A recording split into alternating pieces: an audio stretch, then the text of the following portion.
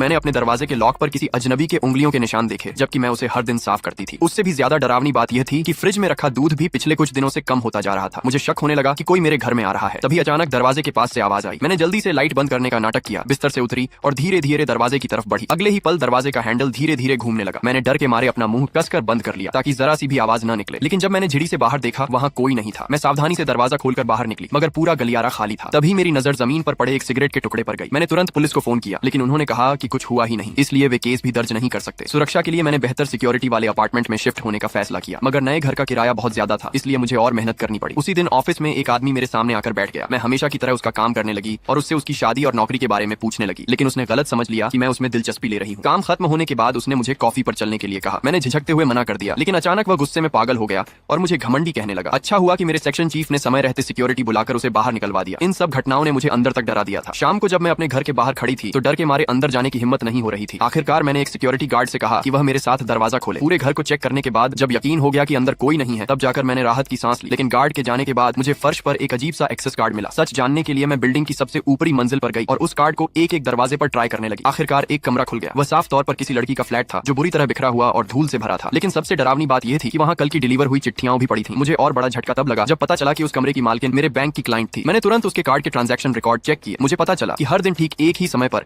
वह सब्जियों वाली खिचड़ी के एक कटोरे के लिए $1 खर्च करती थी। मैं तुरंत उस ग्रोसरी स्टोर के बाहर जाकर इंतजार करने लगी। थोड़ी देर बाद एक मास्क पहने लड़की आई और ठीक उसी समय एक कटोरा सब्जियों वाली खिचड़ी खरीद कर चली गई। मैं तुरंत उसके पीछे लग गई, लेकिन जैसे ही मैं उसे सड़क के मोड़ तक फॉलो करते हुए पहुंची, वह अचानक गायब हो गई। मैंने काफी देर तक उसे ढूंढा, लेकिन वहां सिर्फ एक आवारा बिल्ली बैठी थी जो वहीं खिचड़ी खा रही थी। जब मैं घर लौटी तब भी मेरे मन का डर खत्म नहीं हुआ था। तभी मेरी नजर टेबल पर रखे एक कटोरे पर पड़ी और मैं डर से जम गई। पता नहीं कब वहां सब्जियों वाली खिचड़ी का एक कटोरा रखा जा चुका था। मेरे पैर बुरी तरह कांपने लगे क्योंकि आखिरकार मुझे सच्चाई समझ आ गई थी। वह इंसान पूरे समय मेरे बिस्तर के नीचे छिपा हुआ था।